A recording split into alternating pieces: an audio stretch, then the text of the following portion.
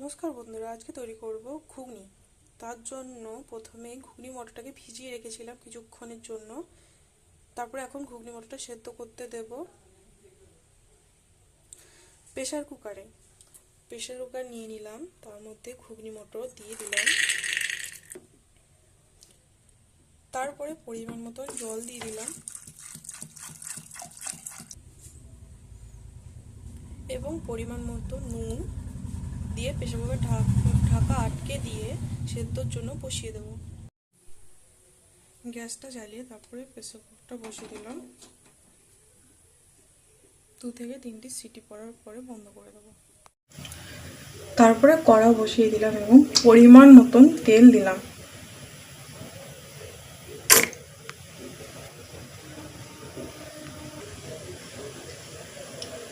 তেল গরম হয়ে যাওয়ার পরে তেজপাতা, শুকনো লঙ্কা ও জিরে দিয়ে দিলাম।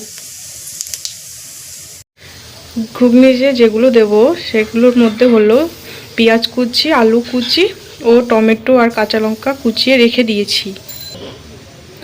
এটা হলো আদা বাটা, আর এখানে আছে শুকনো লঙ্কা, টমেটো, জিরে, ধনে ও পেঁয়াজ বাটা।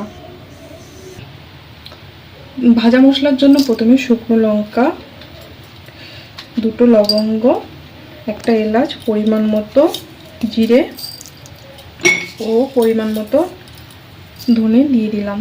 এবার এটাকে ভেজে নেব। তারপরে আলুগুলো দিয়ে দিলাম ভাজার জন্য। তারপর পেঁয়াজগুলো দিয়ে দিলাম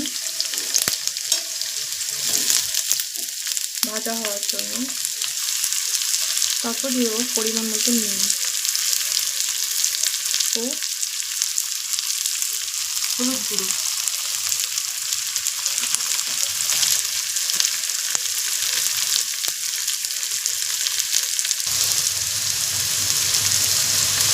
আলু ও পেঁয়াজগুলো ভাজা ভাজা হয়ে যাওয়ার পরে দিয়ে দেবো টমেটো ও কাঁচা লঙ্কা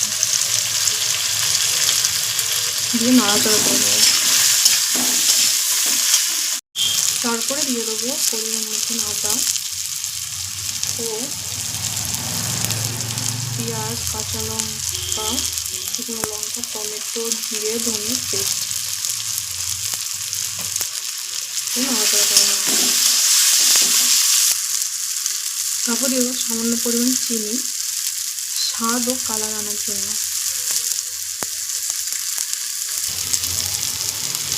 তারপরে ঘুগনি কড়াইগুলো দিয়ে নাড়াচাড়া করে নেব। কিছুক্ষণ নাড়াচাড়া করে কষানো হয়ে গেলে দিয়ে দেব ঘুগনি মটর সেদ্ধ করার জলটা।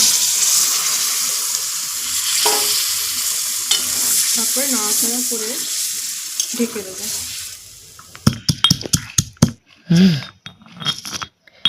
এবার ভাজা মশলাটাকে গুঁড়িয়ে নেব।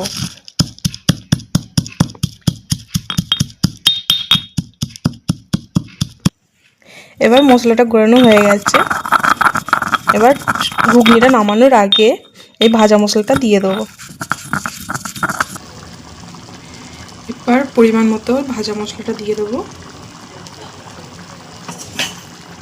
ও ঘরে সামান্য দারচিনি গুঁড়ো ছিল, দারচিনি গুঁড়ো দিয়ে দেবো।